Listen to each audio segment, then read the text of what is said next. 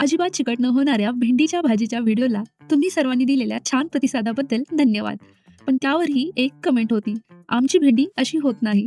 तर आजचा हा व्हिडिओ भेंडी पुराणामधील 4था व्हिडिओ असून यामध्ये तुम्ही फ्रीजमध्ये ठेवलेली, नुकतीच धुतलेली किंवा ओली असताना चिरलेली कसलीही भेंडी घेतली तरी ती चिकट होणार नाही याची 100% खात्री मी देऊ शकते. इथे मी अशीच नुकतीच धुवून घेतलेली भेंडी नेहमीप्रमाणे चिरून घेतली आहे.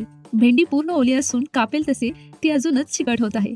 यानंतर एका बाउलमध्ये 2 ते 2.5 मोठे चमचे भरून बेसन पीठ घेतले आहे. त्यात थोडेसे मीठ टाकून घेतले आहे. आता थोडे पाणी टाकून हे सर्व एकजीव करून घ्यायचे आहे. या मिश्रणात बेसनाच्या गाठी राहू द्यायच्या नाहीत. आता हे बेसनाचे मिश्रण या कापलेल्या भेंडीवर ओतून भेंडी पूर्णपणे कव्हर होईल अशा प्रकारे हे मिसळून घ्यायचे आहे. कढईमध्ये 2 चमचे तेल चांगले तापल्यावर त्यामध्ये ही भेंडी टाकून घ्यायची आहे. यानंतर मध्यम ते जास्त आचेवर 8 ते 10 मिनिटे भेंडी भाजून घ्यायची आहे. सुरुवातीला बेसन कढईला चिकटते, तसेच भेंडीही चिकट वाटते. कढईला लागलेले बेसन मोकळे करत भेंडी भाजत राहायची आहे.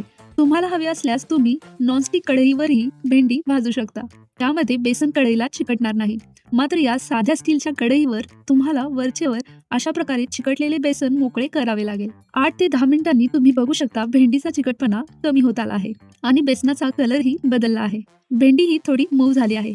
आता ही भेंडी बाजूला काढून घ्यायची आहे. यानंतर एका पॅनमध्ये तेल गरम करून त्यात चिमूटभर हिंग टाकून घेतले आहे. त्यामध्ये अशा प्रकारे बारीक चिरून घेतलेला कांदा छान गुलाबी होईपर्यंत परतून घ्यायचा आहे. आता लसूण, हिरव्या मिरच्या आणि कोथिंबीर मिक्सरला बारीक करून घेऊन कांद्यासोबत परतवून घ्यायचे आहे.